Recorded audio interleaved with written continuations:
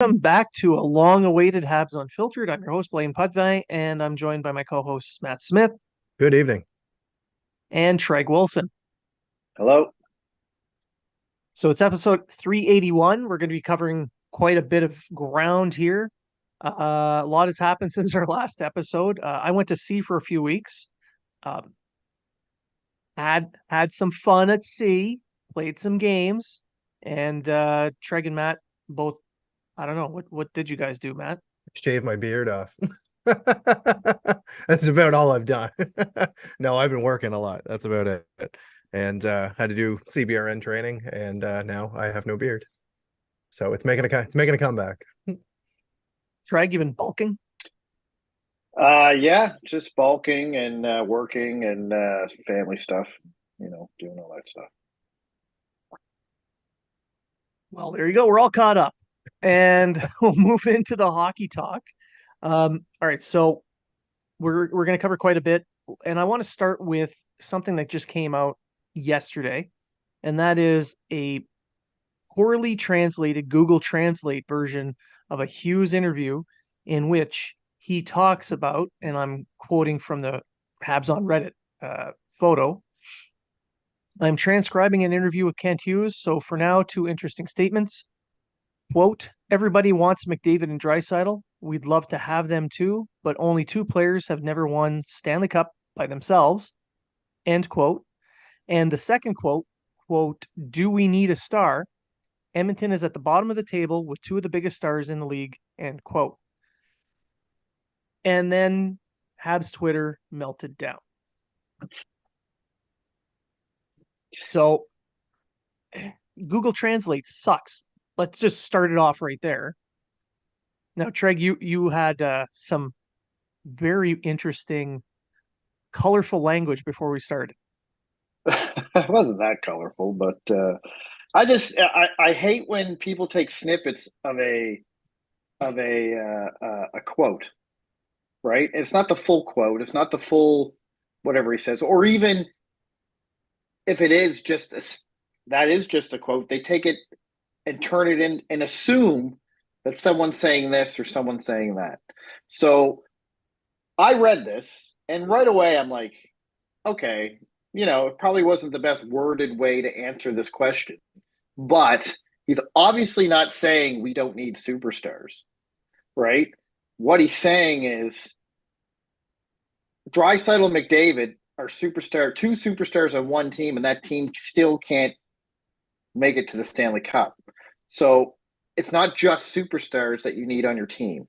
You need a full, complete team that's complemented by superstars, or the superstars are complemented by the team. Look at Carey Price when he was with Montreal Canadiens. He was the only superstar, and he could only carry them so far because he didn't have the rest of it. Draisaitl, McDavid, they can only go so far, but without secondary Matthews, Marner, Nylander, Tavares. Toronto got 4 plus superstars, and they still can't because they don't have anything else, right? So basically, Ken Hughes is just saying, you need an entire team. Superstar, nowhere in there did he say Montreal does not need superstars. All he's saying is it's not just superstars that help you win. That's all he's saying. But I don't know what the French one is. I don't know if you've seen it in French or not, Blain. So I don't know. I've only seen the Reddit translation. I never saw the actual French quote, so I can't really say what it actually says.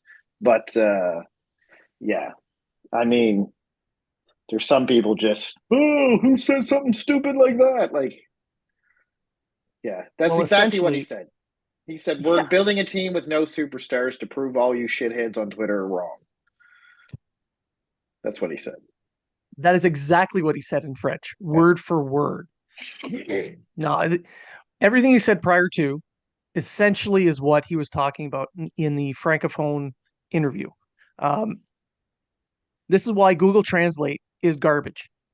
And you don't take snippets of something and then Google Translate it and say that's what it was, because that is not even the gist of what he was saying. What he was talking about was exactly what you're talking about, how a team does need to be supported. They need people to perform at high levels, but they need others to fill in the rest of the team. And you nailed it. Well, you look at Edmonton right now. What's their biggest complaint? That, Draisaitl and McDavid aren't scoring enough goals? Or, man, wouldn't it be nice if the goalie made a save? It's kind of both right now. It's true. It is. Yeah. But yes, they're not the issue. It's the goaltending, right? So that's Right. part of your team. If you're not building a complete team, you're not going to win. You look at all the teams that have won in the last 20 years, and they're all complete teams. I think St. Louis is the only team that didn't have a surefire, high-end superstar. And Peter Angelo could maybe be in that category, but just on the outside. So you need star power, but you need depth. Yeah, for sure. And like every team that's won the cup in the last few years had depth with their look at Pittsburgh when Crosby and Malkin came into the league. They built around them. They had, all right, we got Crosby and Malkin. They're our superstars. Then they got Letang. Then they said, all right, now we got three. Then they said, okay, instead of just getting plugs, granted, Malkin, Crosby, and Letang did do them favors with salary, but they filled in. Marc-Andre Fleury's the goalie. Another, you could say, superstar. All right, now they can't be our only scorers. We need guys to play with them that can score. We need veterans that can help guide them. We need, top 4D, not necessarily a number 1D, but top 4D type players. They filled it all in and they went on to, really, I wouldn't say there hasn't really been quite a dynasty, but a team who can contend for 10 straight years is, I guess you could call it dynasty in these days, right? And win 2 Stanley Cup, 2, 3? Did they win 3 with Crosby or 2? 3. 3. I know they went to the cup and lost, and then they won the cup the next year, but I wasn't sure how many they won, 2 or 3. They won back to back. Right. So, yeah, that's how you do it. I mean, Chicago did the same thing with Taves and Kang. Los Angeles with Kopitar. They just built good, deep teams. And unlike the years they didn't win, they were still contending to win. Yes, yes. A big, wide window, giving them ample opportunity to make deep runs and try and win cups. And that's essentially what any team that's rebuilding is trying to do. You can get all this skill, all this talent, but it comes down to also cap management. And that's where the depth comes in. Well, in Toronto's case, and again, I'm not shitting on Toronto, they paid their top 4. They're going to have to pay more next year if they want to keep Nylander, and Marner and Tavares. But they paid their top 4, but then they didn't have enough money left over to pay anybody else. And this is why they were and then they thought, well, Campbell's a really good backup in LA. He had that really one great season. Let's bring him in. He's going to be the difference. No. Let's bring in Barzak. He had that great season in Carolina. No. Let's bring in Samsonov, another backup goalie. He had a great, because they could afford the backup goalie, right? They could afford that guy. They can afford the fringe top 4 defenseman. And I say fringe because, or the aging veteran defenseman who had his time, like Giordano, and now he's coming in, or Muzzin. And that's the issue with Toronto. And Edmonton's case, it's just a terribly put together team. Really. It's just really badly put together. And very, very poorly managed at the top. Yeah. Right. Like Woodcroft shouldn't have been the guy being fired. No, not at all. Not at all. Well, he lost to he was the coach of the team that lost to San Jose. This is obviously all on him and has nothing to do with the GM signing goaltender after goaltender and hiring coach after coach. It's totally not the GM's fault. They just wanted, honestly, it just seems like they wanted something new. And what do they do? They put in Paul Coffey behind the bench and they say, oh, look at this shiny veteran player that used to play for us. And to try to take some of the media away. Now they've won a couple games and, the heat's off them a little bit, but I think they're going to have to go on a little bit of a run to make things a little bit better. They also hired McDavid's old junior coach. That's right. Yeah. Yeah. And McDavid even said it after the firing. Uh, Woodcroft did not lose the room. It was the players who didn't perform. And he's one of them. He's what, 40th in Yeah. scoring right now or something like that. So Yeah. Draisaitl's not much When you're better. supposed to be the best, when you're supposed to be the Yeah. best in the world, that can't happen. But players have down seasons. Like it happens. Slow starts. It happens. I mean, we coming back to Montreal. Look at Cole Caulfield. He has what, one 5v5 goal? No, he has no goals 5 versus 5 this year, and he's only had 5 all year. So what's up with him? What's Josh Anderson? I think I'm segueing into something Oh, we were going to talk about. yeah. There's the next one. Uh, has 0 goals. Kovacevic scored before Josh Anderson did. Twice. Twice. Twice, yeah. So, yeah, yes. I will say this about Anderson. It's not like he's playing terrible. No, he's He's not. getting chances. He's doing everything he can. He's just either getting robbed, hitting the post, missing the net, or he's doing this backhand thing. You know how he used to come down the side and cut in? Now he's coming Yeah. down the side and only slightly cutting in and then trying to shovel a backhand into the net instead of using his body to push around. I don't know if that's something he changed but I've noticed that the last few games that when he tries his move that he normally does, he doesn't cut in enough to try to take the forward hand shot. He just kind of cuts in and then, defenseman's there. I'll just backhand it and hope it goes in. I don't know. But Yeah. I don't know what's going on with Josh Anderson. I don't know why Martin St. Louis keeps putting them in on the top power play and out in the last couple minutes of a game when they're behind by a goal when it's quite obvious he's not the guy to be out there. I mean, it's not like he's like you said, he's generating chances. He's there, but I don't know about the high percentage plays. Like he's not taking those. He's trying things that are he's doing things that are lower percentage, like the backhand shovel thing that you're talking about, or just kind of zooming past the net instead of sticking there and trying for dig for a rebound like a Gallagher would. It's little things that are just adding up to him not scoring there. Yeah, there's some bad luck involved, but and it's not like there's a lack of hard work on his part. He is working. It's just where is he putting the effort? Where is the work happening? Is it in the right places at the right times? And it seems like his timing is a little off and he's not quite in the right spots. What do you think, Matt? I think that he's getting the chances. He's creating, but again, he just doesn't have any finish. I think he's a goal away or a couple goals away from maybe taking off a little bit. But the whole team is struggling lately. When you start off as well as what you did and kind of turned some heads and said, oh, maybe Montreal might not be that bad this year. Hey, their power play is starting to click. Hey, this is starting to go well. Hey, this player is doing okay, etc. And then all of a sudden you lose 8 of your last 10 games. Everyone's going to stop, everyone's going to stop performing. It's just that you look at Josh Anderson's cap hit and you look at what he can bring to the team. It's very easy to single a player like that out when other people throughout the lineup are struggling. But I do feel that he's contributing. He's getting shots. He's playing the body.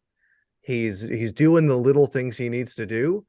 He's just not getting that finish. He's hitting the post. He's going to the net. He's doing the things you want to see from a power forward player. He's just not finishing. And that could be why St. Louis has started coaching finishing moves around the net. Well, you saw him the other day bringing in the shooter tutor. Like, you don't usually see that at the NHL level, but it's the things like that, and it's the things there's those skill, the skill development, and those kind of drills that are going to resonate with the players, not bag skates and stuff like that, right? So again, to Anderson's point, he's doing the right things. We'll see if I would be interested to see how he would be looking if Kirby Doc was still healthy, Yeah. right? Well, that you could even say that about Slavkovsky. If Kirby Yes, Doc was still yes. healthy, I don't think Slavkovsky's game would have teetered off like it did. Like we have to admit, Slavkovsky in his first 5 to 7 games played really good hockey. Got the assists in the Toronto game. Even with Doc out, he still played good. Right. But then he had a period of about 3 or 4 games where he looked lost out on the ice. Like It he was looked like literally it was the send yeah, him to Laval crowd was out in full yeah. force. Yeah. And I was about to join them because I was like, you know what, maybe he should. And then all of a sudden, and I think it's because now I wrote an article about this. Martin Saint, the Canadiens want Martin St. Louis to coach Slavkovsky. And if you haven't noticed, and a lot of people have during practices, there's a lot of one-on-one time with Martin St. Louis and Slavkovsky. And he was out for the shooter tutor, and then friggin' had that goal against Boston there where he ripped it right Yep. over the shoulder. But with and we can honestly say now Slavkovsky's kind of picked up for Anderson the last few games because he's picking up points. He's doing what Anderson should be doing, just on a less minutes, I guess, on the ice. And I think that's where the argument lies. Why is Anderson still getting PP1 time and time at the end of the, if they're down by a goal or two, time in the last 5 minutes, when you have Slavkovsky over here, who's doing everything you're asking him to do, putting up with all the pressure of the media and the fans, and now he's starting to produce.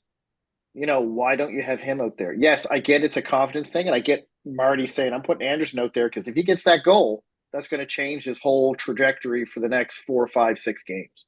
Yeah. You know what I mean? Like that's what I see it. I see it. He's like he knows Anderson can score, and if he can just get that one big goal in, it's really going to boost him, and maybe we'll see 4, 5, 6 goals. But what about Slavkovsky? Why don't you give him the chance to get that big goal so he can?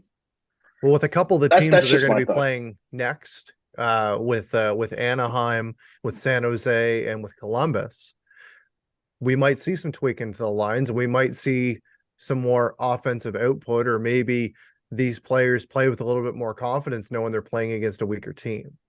Right? They did play 6 of the last 10 games against top NHL Right. teams. Yeah. Right. So And in a few of those games, they highly performed, but the finish wasn't there because of whatever reason, most of them being penalties. But it's surprising to see that you can perform as well as you can against Boston and pick up a win, and then at home, and then all of a sudden you play on the road against them and you look like a completely different team. I know, yes, there was some players that weren't on the lineup, but even then it was night and day. same with Vegas. They got 2 points out of Yes. Vegas games. One Yes. they probably should have won, and one they probably shouldn't have won, Right. or shouldn't have even gotten a point. But they Right. still picked up 2 points against Vegas, who's a very good team this year. Absolutely. But again, you're right, and I found in this past 10 games, it'd be a great game, and then who is this team? The next game, they couldn't string a 2 or 3 really good games in a row. Right. It was just like good, bad, bad, good, good, okay. You know what I mean? Like it wasn't. They're not consistent enough, and that's what you got to live with when you're on a rebuild team, especially a rebuild team with key injuries. Yeah.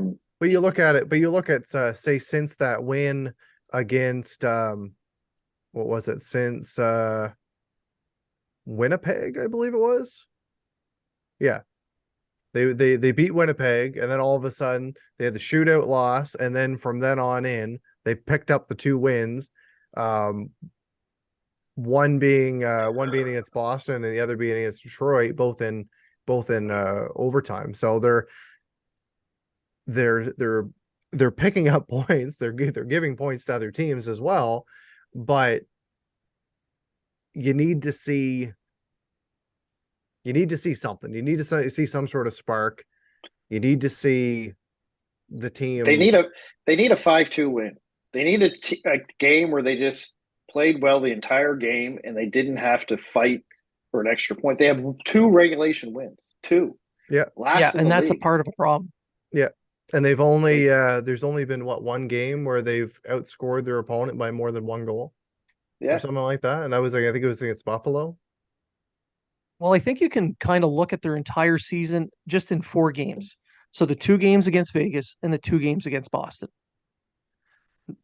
The first 2 games against those 2 teams, Vegas and Boston, the Vegas game, it was one of those games where they played probably their best hockey of the year, Right. but they didn't win. And then they go up against Boston and they play inspired hockey and pull out an overtime win against a team that really should have beat the snot out of them. Right. And then they go back and they play these 2 teams again. This time Vegas, they cough up a lead and lose in overtime. And in Boston, they get completely spanked. Yeah. That's their season in a nutshell. Sometimes they're great, sometimes they suck, and sometimes they're kind of in between where they can really compete. Right. But they don't have what that last little bit, like you guys were talking about. They need that 5-2 win where they dominate from start to finish. And you're right. I think that's more for confidence wise than anything else, and maybe just to prove that they can. Because at this point, I don't know if they know that they can play a game like that or not. Yeah. Well, they It, are. it just se- Go ahead. it just seems like they can't hold a lead. Yeah. But then again, they can't. They're good at not letting the other team hold a lead either. Like it's one way or the other. They're either, hey, we're up by 3, oh, we lost, or Yeah. oh no, we're down by 3, oh, we won. Right. You know, like it seems like their wins they're always down and come back to win it, and their Right. losses they're always up, and then the other team comes back and they lose it, and it just doesn't really. With the odd, this team just spanked them like New Jersey and Boston. You know, but there's never a game where they spank the other team. There's never a game where you knew right from mid-second period that, all right, Montreal got this game. They're up 4-1. You know what I mean? Like they got this. Yeah. As Every a team, game's like, yeah. yeah, As a go ahead. team, I don't think as a team, I don't think they've learned game management yet. Yeah. And I mean, going back to the Anderson thing, is Martin St. Louis having a problem with game management? Is he putting the wrong players out at the wrong time? Is he not, you know, like I get sometimes when he puts Evans out with Suzuki or Dvorak out with Monahan because he wants 2 centers. He wants 2 centers for the draws late in the game so that they get possession of the puck, and it's just easier to keep that player out there as they're cycling the puck around. I get that. I get that, right? Like I get, sorry, Slavkovsky, you're not going out because I want 2 centers out there, or Yolonen, you're not going out. But then you look at guys like Slavkovsky and Lonen, and you think, okay, Pearson's doing nothing. Anderson's doing nothing. Well, he's not doing nothing, but I mean, Monahan's in a bit of a slump right now. Gallagher's not really doing anything lately. Let's give the Yolonen and Slavkovsky. Now he is with Slavkovsky. Slavkovsky's time's going up. He's getting first line minutes. He's getting second line minutes. He's playing. He looked good with Monahan against Boston there. Yeah. So they are with him, but Yolonen had that 2-goal game, and he had the least amount of ice time in the entire game. And then the next game doesn't get any much more ice time, right? Except I think there was an injury or something, and he did get pushed up to the. Oh no, he got pushed up to the line with Monahan. So he did get pushed up, but when push came to shove, he got pushed back down again. My issue with And the then- lineup. Go ahead. Sorry, I thought you were No, done. but I think the whole graduating thing, like you mentioned, Treg, ice time. Yeah, Yolonen had 2 goals, and yes, I think he deserved more ice time in the next game. But it's not necessarily just because he scored a couple of goals. It's the things you do It's his overall away play. from the puck too. But Yeah. but his overall play's Yeah. been very good. That's why Yes. I use the 2 goals as an example. But if Yeah. you look at Yolonen's overall play and a guy like maybe Pearson, and Yolonen's playing better than Pearson is. Like That's I true. get he's the veteran, so he should be playing more than Pearson. Now again, I like Yolonen, Monahan, and Slavkovsky. I like that line, right? I'm a Dvorak. I'm going to say this. I like Dvorak. I like what he brings to the game. I don't think he's as bad as everyone thinks he's in. I think he's a solid third line center. But it's putting the right players with him to be. But it's putting the right players with him. Is to be like a shutdown, more of a shutdown line.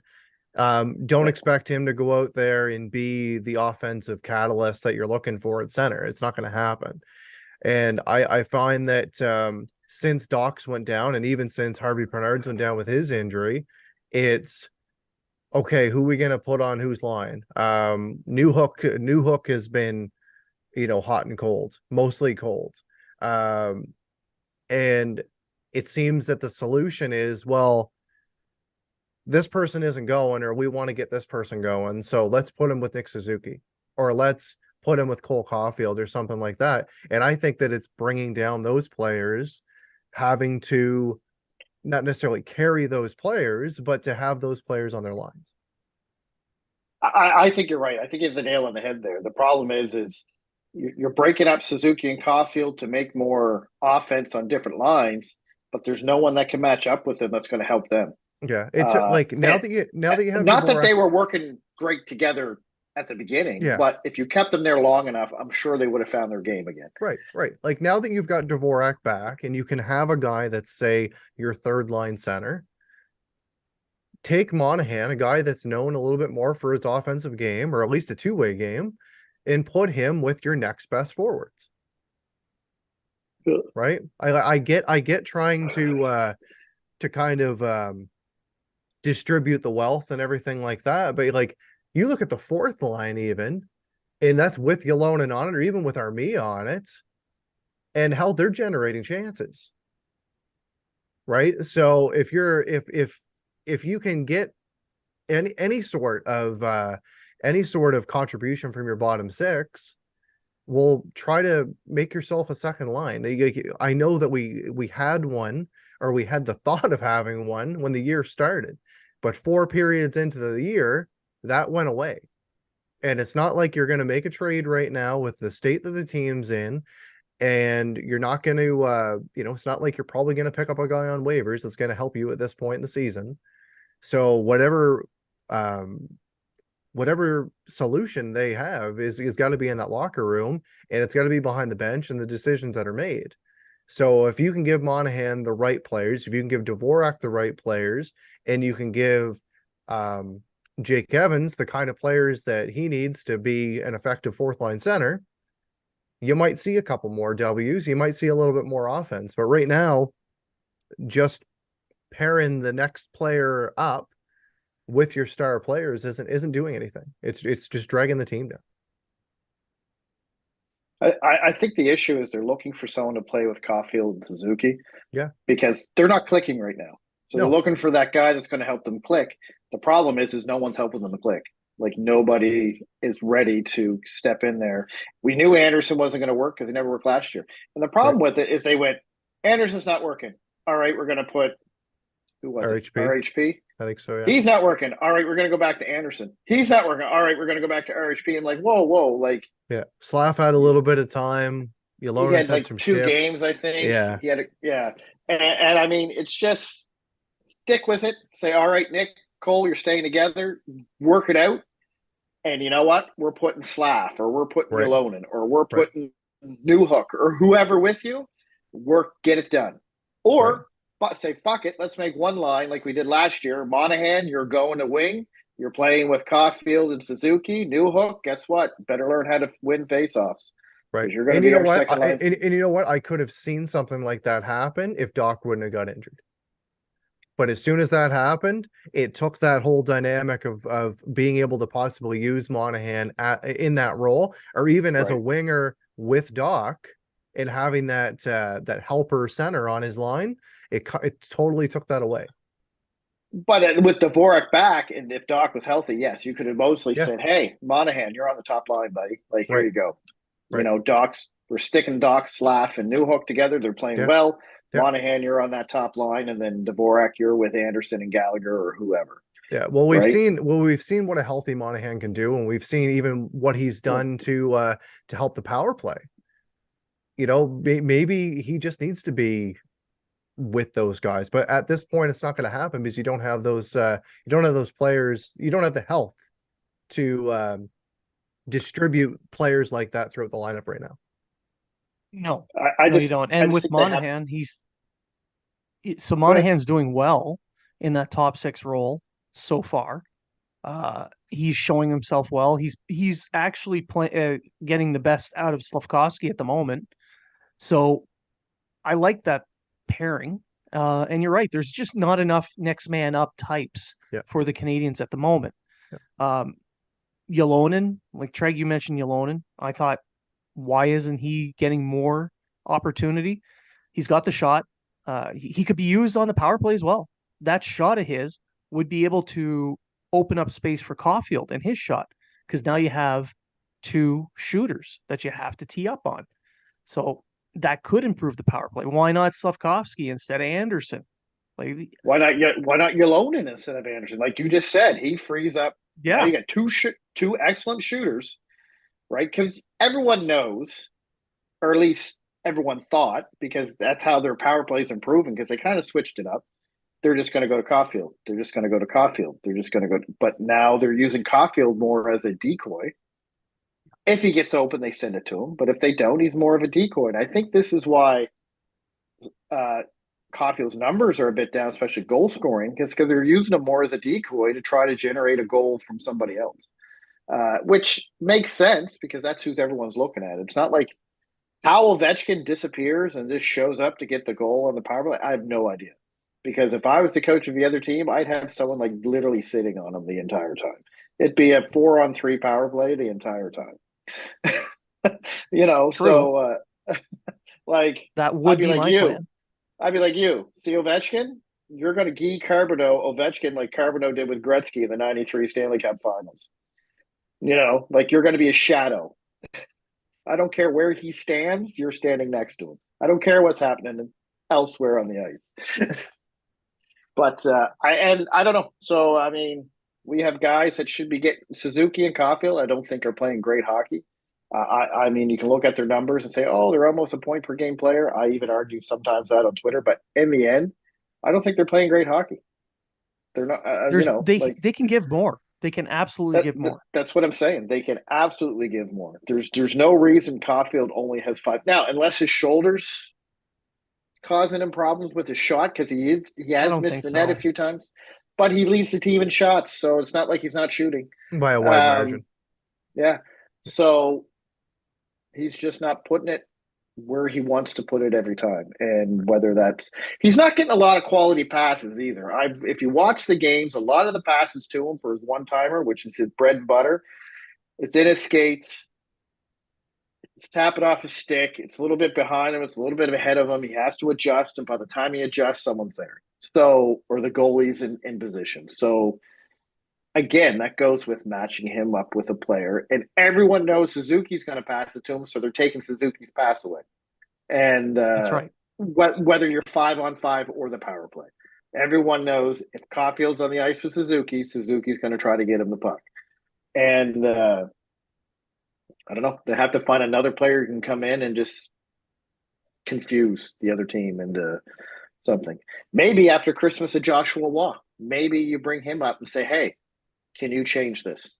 Well, there's a lot of people that are on social media right now saying that he should have been the one to get the call up when Harvey Pinard went on the IR. I say keep him where he's at for now and let him cook in the AHL. So too. I think so too. I think it's the right. I'm just saying, if you're getting desperate and you're like, you know what, let's bring this guy up for a couple games. Yeah. See what he can do. Make sure you do it in a role that he's going to be playing in. It's not, correct. Hey, let's put this guy in the bottom 6. What can Waugh do with Caulfield and Suzuki? Yeah, I think he'd be the perfect fit in the long term. But this season, I don't think is the time to bring him up. Let him play the whole year. I agree. I agree. I'm just saying. I know. Yeah, but I find it odd. And for the people listening that also said that if you're going to call up a defenseman, it should have been Mayu. Same situation. Keep Mayu. Struble deserved this call up. Struble deserved this call up. Well, I want to finish on Roy first before we start talking about the actual call up, and that's I find it kind of odd that the people who want Slafkovsky sent down to the AHL are the ones that are demanding that Roy gets called up. Right. So there's no consistency there. It's just, oh, he's not playing good? Get rid of him. Oh, he's playing good? Call him up. But the thing is, if you take that up on Twitter too, and you put Slafkovsky down, he's going to be playing exactly where Roy is right now. right? exactly. So And So my point is, you're arguing Slafkovsky's not ready for the NHL and needs to be developed well, but you want to bring up Waugh, who's developing well in the AHL, so you can not have him develop in the NHL. right, Like, yeah, I don't get the that's the logic there. I don't understand it either. Like if it was someone that's saying, "Hey, I want everybody in Laval," unless they're like keep the veterans and send all the young guys back, that at least that would make sense. Logically, yeah, they're following a certain path. yeah. But this There has up to and down be based on more injuries and more desperation at this point, I believe, before we see a guy like Waugh yeah. come up. As I think that keeping him where he is right now and is the best thing. And now that they've lost Elias Anderson as well to an injury, Hmm. I think it's A long term injury, yeah, 6 to 8 weeks. I think it's gonna keep him there. Yeah, and Emil And Heineman's still Anderson out, and Yes. and Yes. Anderson would have been the perfect call up. Anderson or Heineman would have been the perfect calls up for those yes, injury situations. Yeah. So if I will say this, if Montreal gets more forward injuries, you're going to see Waugh at some point because they're going to have to call him up. It's not going to be a yeah, matter of, and it could be an RHP situation where he comes up and just Very well could be. smokes it because there's nobody Yeah. else. But let's We don't hope want to not, get to because that. We don't want to get to that situation. we don't want to get to that situation. Yeah. Now, So, on the actual call up that happened as we record today, the 20th of November, Jaden Struble gets the call to join the Canadiens with Jack Eye out in quotes day to day. So however long that day is, we don't know. I well, it remember won't at be the this start of week the because he's not season. traveling. Yeah. I remember at the start of the season, the big argument was, do we keep, geez, the defense, oh man, I can't remember his name. I had it there for a Norlander? Norlander. second. I forgot his Norlander? Norlander. Yeah. Yes, Norlander. Norlander. God, what had a brain fart there. So everyone wanted Norlander kept on the lineup, and they sent him back. So they felt that he had earned the first call up. Now Struble's the one that gets it. I think Struble's outplayed Norlander, and I know everyone wants Mayu as well, but I think it's more on style of play. exactly. You don't want to be pushed around as much. And with Jack Eye out and with even with Harris, he hasn't been playing the best hockey and he's been battling injuries as well. I think it's a guy that you know what you're getting, but I think that he's going to be hungry when he gets that opportunity. I think people have overlooked his offensive ability as well. He's got 6 points in his 12 games in the AHL. Yeah. He's generating a ton of transitional plays. He's controlled zone exits. He's keeping the puck in the zone offensively. If he can just be a smart player and when he gets that opportunity, which I can see it happening on this trip, he's with the team. If he can just make the smart play the minutes he needs to play, keep the puck out of his zone as best of his ability, he's doing what he needs to do. He doesn't need to go out there and be the guy putting the puck in the net or anything like that, or be a Jack Eye substitute and drop the gloves just because, etc. He just needs to go out there and play a smart game. We're seeing his game develop with that kind of untapped offensive potential. He is more of a defensive defenseman, but I'm kind of hoping that with some extended time in Laval, playing in a top 4 role, that perhaps his game will kind of develop kind of like the way William Trudeau's is right now. Got another guy that was like obviously with more of a physical edge, but kind of developed that way. Like we saw how Trudeau played during the rookie camp, and I'm kind of hoping that you bring in a more defensive style, put you through the boards type defenseman that can play at least a little bit of a two-way game. Yeah. So he brings that element that Jack Eye was bringing. Yes. Right, Trey? You were saying? Well, what I was going to say, we're missing the point that David Savard's missing as well. So you have two big guys who can hit, who can put you through the boards type mentality, and really no one filled in for Savard. I guess Jack Eye was doing the best he could. Well, like we've seen it a little bit in Gooley, but that's not what you want him out there doing. Like you want to see him more on the offensive side or say a two-way side. He can throw the hit, he can do this, but you don't want to see him out there staying back in the and two physical yeah, stuff. Let's just say that, yeah. right? But Jaden Struble well, first of all, you got to look at William Trudeau and Mayhew's kind of career start in the Laval, which wasn't good. Neither one of them had a good Right. start to their career in the Pro League. Mayhew's just coming around now. I think Mayhew had all of his 8 points in his last 10 games. Yeah, it took him a while to So get going, but he's yeah, starting to get going. Yeah. because he had nothing his first 6-7 games, like 0 points, Right. and now he's on fire right now, and he was like a -9 in his CF. Right. Oh, he was just terrible.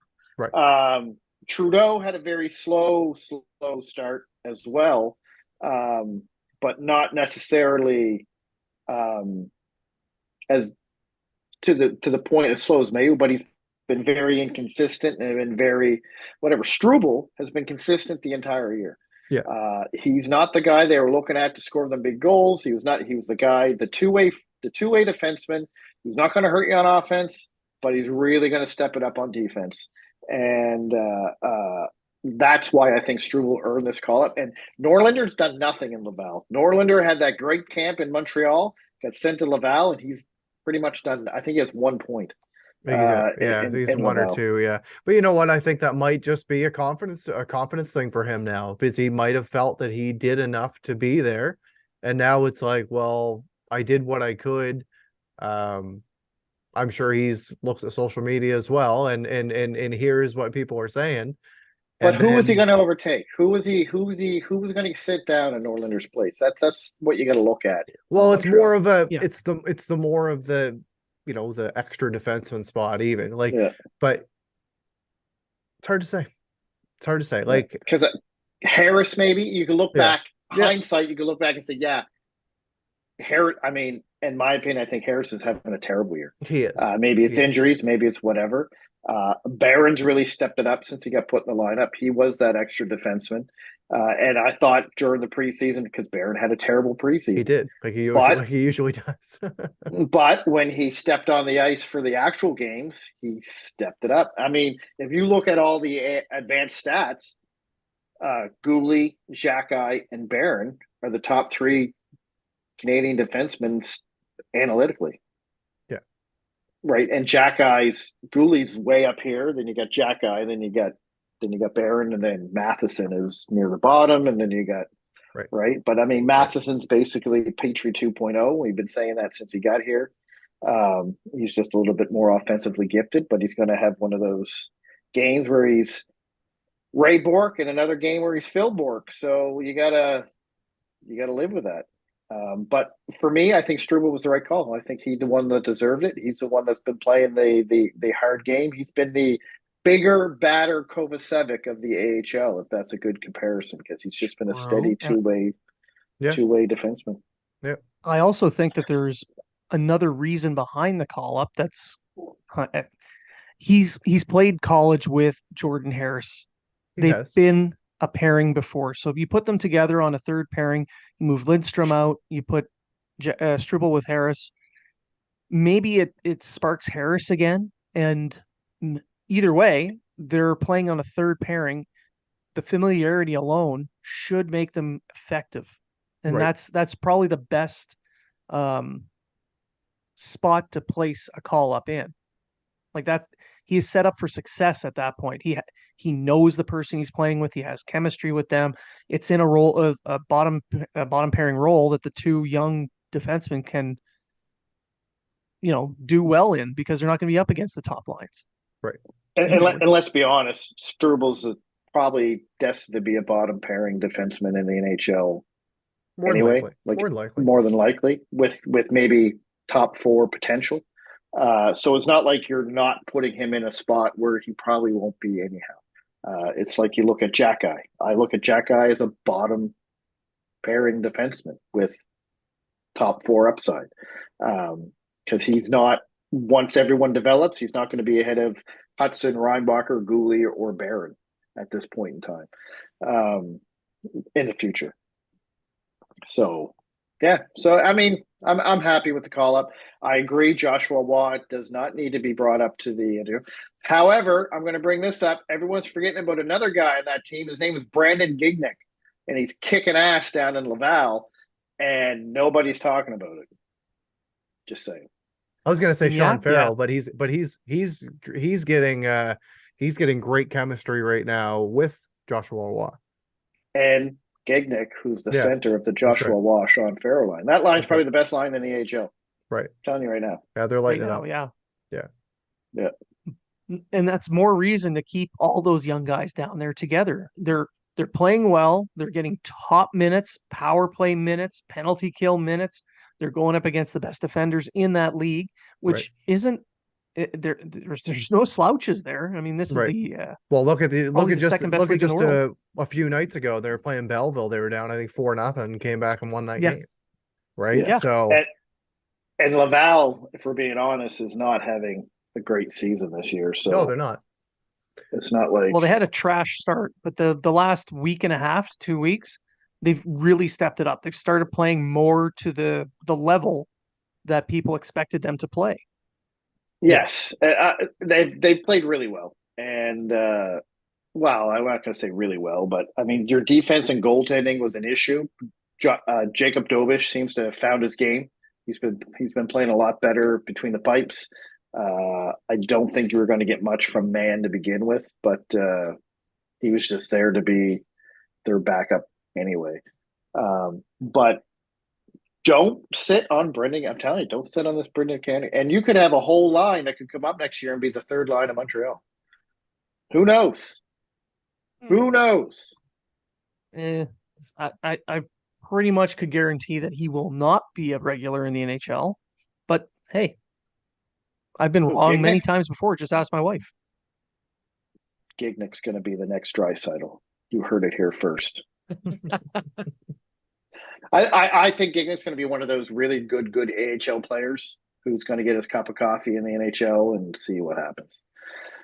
Yeah, the Canadians have had a few of those guys over the years where they get called up, they do fairly well, and then they move on so they can get a better chance somewhere else.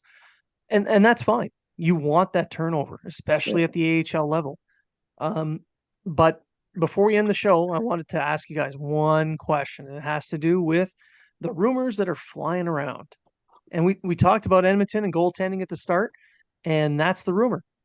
The Oilers are looking at the Canadiens goaltenders. And right now the people are leaning towards, well, Elliot Friedman mentioned it on 32 Thoughts. He believes that Montembeau. Jake Allen is more than likely to be the guy that they would go after. Now, if the Oilers do go after Jake Allen, what do you think the Canadiens are going to be able to get or try to get, Matt? who knows? Who knows at this point? Honestly, I have no idea. I really don't. A lot of people are going to be like, "Oh, well, you're going to have to bring a goaltender back. You're going to have to bring back Jack Campbell." If the Montreal Canadiens are bringing back Jack Campbell the way that he's playing right now in that contract, which I believe is another 4 years at a $5 million cap hit, Yeah. you stay away. You stay away if that's what Ken Holland is starting the negotiation with, unless it's top prospects, first round picks, heavy on top of that. You stay away from that like it's the plague. Right. I'm going to suggest something because it was brought. I noticed it today on from Habs or Friends Habs fans or what are they called? HFTV now? HFTV. That Edmonton is now looking into Montembeau as of today. That was brought up by Elliot Friedman too, I believe. I'm just trying to. Oh, here it is. Here, yeah, Elliot Friedman. Coordinator Elliot Friedman, the Oilers have demonstrated interest in Primo and Montembeau and have requested clarity on Montembeau's contract extension negotiations. So, yes, it was Allen. Friedman did mention Allen on 32 Thought, but now I think he's covering all his bases. I don't really think he knows Yeah, who's they're kicking going. He's just tires. mentioned all three of them. But a return for personally, I don't think they're going to get a high return for any of their goalies. Maybe at best a second round pick, maybe. But Matt Hughes knows that Holland's kind of desperate right now, so he may get that in a prospect, or maybe there's going to be more in the trade. Maybe somebody else goes over there in the trade, and I don't know if they have any players on Edmonton where they can take money back, but I don't know. I know there was interest in what's it, Xavier Borgo? Was it Borgo or Yeah, what's it? yeah. I know Montreal has interest in him, but I think that's going to take a little bit more than Allen or Montembeau or Primo to get him out of Edmonton. But Well, who knows? Where there's the smoke, there's Oilers, fire. yeah, exactly. There's definitely tire kicking going on there. There might be something Yeah. going in the works. But if the Oilers are to make a trade at all, they only got $1.1 million in cap space. So if it's Allen that they want, who makes 3.8, salary has to come back to Montreal. Yeah. Well, No ifs, and ands, or that's just it. buts. Now, if it's Montembeau or Primo, they don't need any salary because they're both a billion or below. So tough to say. Well, Montebo's a million, so that would just slide them in just under. So Yeah. yeah, that would make sense. But with Stuart Skinner, they'd probably want a little bit more veteran leadership. So Yeah. Allen makes sense there. Either way, I think Borgo is the guy that the Canadians would try to get back, and they would have to take some salary back too, just to make it even up. Yeah. But that's a good possible trade deadline move or I sooner. think that's going to be. I think that's going to be within the next few weeks. I think we're going to find out Yeah. because Edmonton. What do they get? Stuart Skinner and who's their backup now? Some guy from the Calvin Alvin Condors. Pickard. Picard. Oh, Make it he's so. got. But you know what? I'd take Campbell back if I were Montreal. Not a chance. Oh, how many years? Wait, how many years he got left? Like Four. 4. Oh no, never mind. Forget Yeah. it. Yeah, I was thinking he only had one or two. My bad. Yeah. He signed through 26, 27 Nope. at a $5 million hit. That's going to be their anchor to bear. But yeah, so there's definitely something brewing there. It'd be nice to see happen. There might be a Christmas miracle where the Canadians actually get the player they want. Dry settle for Allen straight up. And a 4th-round pick. Yeah, You know what? because of all the salary. I'll throw a player out there because he's been playing well in Bakersfield, and I don't believe that he's really been given too much of an opportunity in Edmonton, and that's Raphael Lavoie. But I don't His think. name, Yeah, But his at the name was brought up too. but at the same time, I don't know if he'd be the right move at this point, but you never know. It's another project that Yeah, Hughes would it would be would bring another one, over, right? So and I think yes and no. Newhook's a bit of a failure right now for project trades. I'm not Well, I right. wouldn't I go say that right far, but now. I say right now. yeah. We'll have to wait for But a with season the full of Doc. but you mentioned Lavoie, and we know for a fact that he wanted to be in Montreal. He wanted to be a Montreal Canadian. Like right, we talked to him that draft year. right, Drank a couple beers with his old man. Like he wanted to be there. So you look at this year, he did very little in Edmonton, but he didn't get a lot of ice time. But right. now that he's down in Bakersfield, like you said, Matt, he is lighting it up. Yeah, What is it? 4 goals in 5 games or something like something that. like that. Yeah, yeah. So And yeah, you maybe also have to look at the goaltending situation that they have in Edmonton. They've got Oliver Rodrigue, who's playing yeah, very well in Bakersfield, and true. but they're not going to use they're like right now they're gonna do what kind of what the Canadians did when they put Keith Kincaid down. He was taking games away from players that should have been Yeah. playing. And they're going to do the same thing with Jack Campbell, but Jack Campbell's making $5 million, so I can see why you want to get this guy going.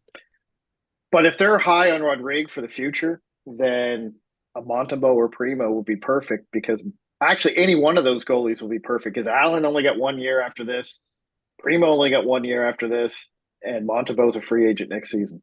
Right. So Yeah. unless this whole signing Montembeau is going to be a sign and trade type thing, and is Edmonton looking for long-term goalie help, or are they looking for just now because we need a goddamn goalie with NHL Right. experience to help back I up think it's a Skinner? just now thing. I Yeah. think it's just now. So I think that's why maybe Montembeau and Primo are a little bit more interesting now because they're like, all right, they're cheap, and we don't want them for long. So let's look at them. We're right. Where Allen's contract's going to be a little bit more of a complicated deal if they want to, because really Montreal holds the cards. You want this goalie? We're going to take money back, but we're going to choose what money we're getting back. So Right. it's Draisaitl or nothing. Well, so far, Rodriguez played 3 games. He's 2-1 with a 2.0 goals against average and a 942 save In Edmonton. in Bakersfield. Yeah. In Bakersfield. Okay. Yeah. Pickard's also been there, but he just got his call up, and at the time he had played 4 games, 2-2 with a 939 save. So between the two of them, they were playing quite well. So, but they brought up the veteran guy instead of Rodrigue. I can see why. And so far, since Campbell's been down there, he hasn't been playing very well. Let's just say that. 819 save with a 4.36 goals against average, and he is 0-3. So it's not going very well for Campbell. I say Montreal resigns. Montreal resigns Subban. They ship him and Allen to Edmonton for Draisaitl to complete the trade that should have happened back in the day. Yeah. I'm just throwing that out there. If I were GM and Ken Holland's desperate as he is, I'd be saying, hey, I got a veteran defenseman for you. His knees are shot, but I tell you, he'll sell tickets. Yeah. All right. So to finish it off, some final thoughts. Treg, final thoughts. Why did the kid bring a ladder to school? Because he wanted to go to high school. That was bad. Very what bad. do you do when he could have if just you gotten get weed? What do you do if you get peanut butter on your doorknob? Use a door jam.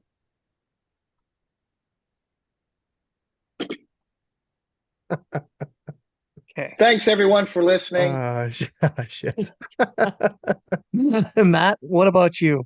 I don't know. Most of the jokes that I have in my head right now would probably get us off the air. So I'm not going to say them. The only thing I'm just going to bring up some interesting stats in terms of prospects. I know you got to see Lane Hudson and Luke Tuck play when you were down in Boston, right? Lane Hudson right now 14 points with 8 goals in 11 games. Luke Tuck back to health, which is great to see. He's got 13 points in 12 games with 5 goals. And in Boston College, Jacob Fowler, 2nd round pick last year, who I believe is going to be the future in the net for the Canadiens.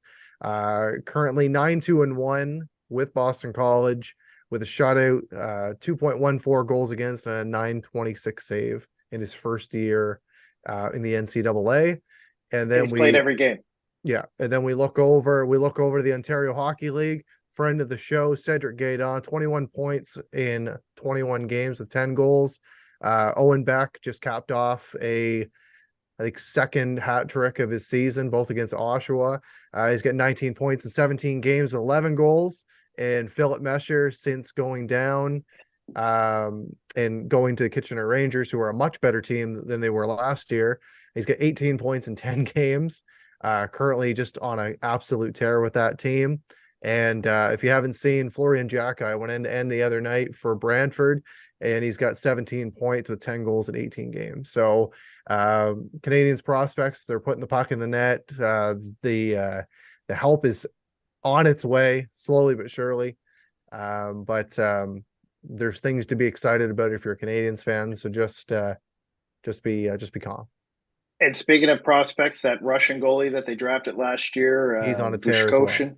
He's 29-1 or something like that in the MHL with like a 936 save percentage or something crazy. Yeah, like whatever that. it is. Yeah. Yeah. Here, that's good. Yeah. And Quentin Miller, he's 8-9, but I think he has like a 920 save percentage for Ramparts with like a 2-something goals against average. So he's playing pretty well too for his first season as a starter.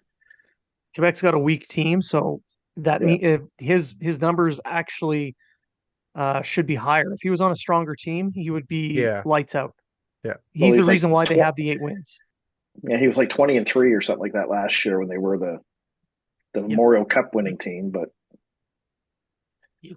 as a backup. So for me, I'm going to just keep my final thoughts short. I want to thank everyone for tuning in. I know we were gone for a little bit there. I was away at sea. Trege and Matt were working. So we're doing our best to be as regular as possible. So I like to thank everyone for sticking with us, for continuing to interact with us online, sending requests and emails and the whole thing, the whole thing. So thank you very much for listening. And remember, if you're talking about it,